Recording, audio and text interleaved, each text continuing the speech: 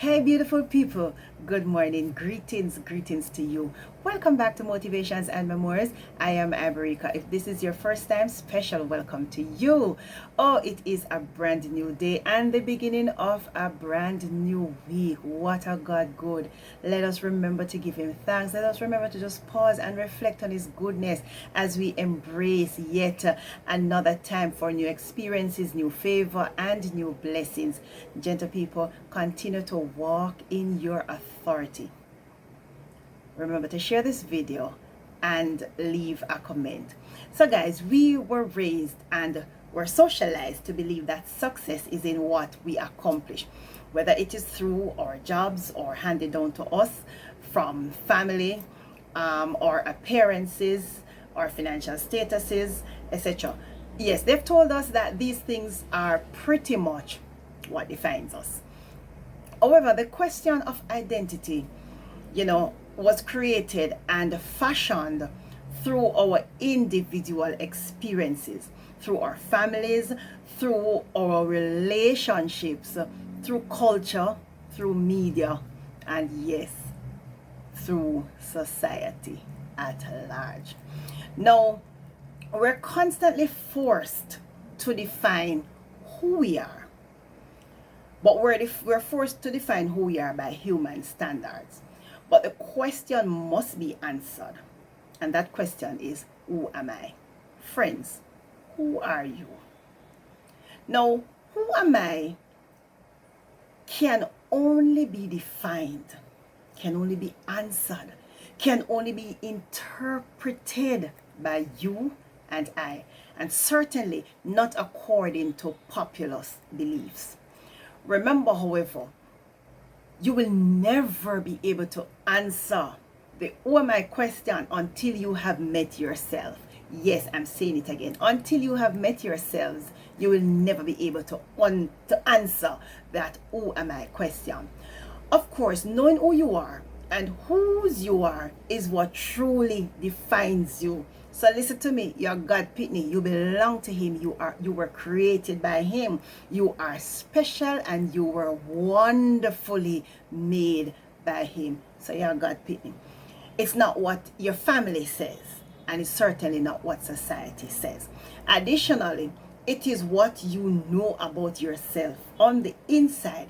That is what makes the difference. So when you get to the place of knowing you, the hustles, the bosses, and the demands that are placed on you externally will not faze you, because inwardly you know who you are.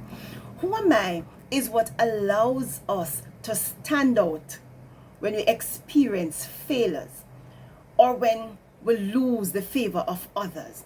It is how we recover, from being burnt out on our jobs, in giving services, whether it is at church, in the community, etc. When everyone around us fails us, and when life challenges us and pushes us into a corner, when the very foundation of our beliefs, our dreams, what we stand on, when those are shaken, what we do after is what really answers the question of who am I? Yes, the resilience, the bravery, the determination, that made up mind that, hey, all right, I fall down, but I'm going to get up and I'm going to go and accomplish what I need to accomplish.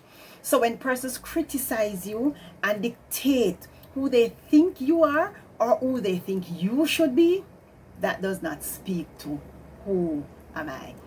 Now, the Bible tells us in Psalms 139, verse 13 to 14, David says, "For you formed my inward parts, you knitted me together in my mother's womb.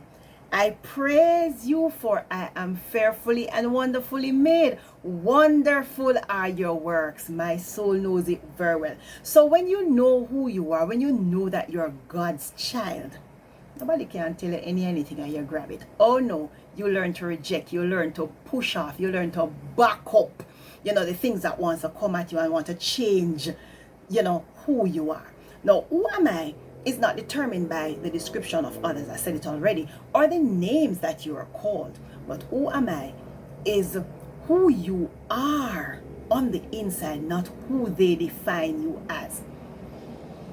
It is not based on where you were born, what community you were born in, or the family that you were born into, but it is who you are on the inside and what drives you to still be you, even amidst the hurdles that really come to push you back and to get you out of the race.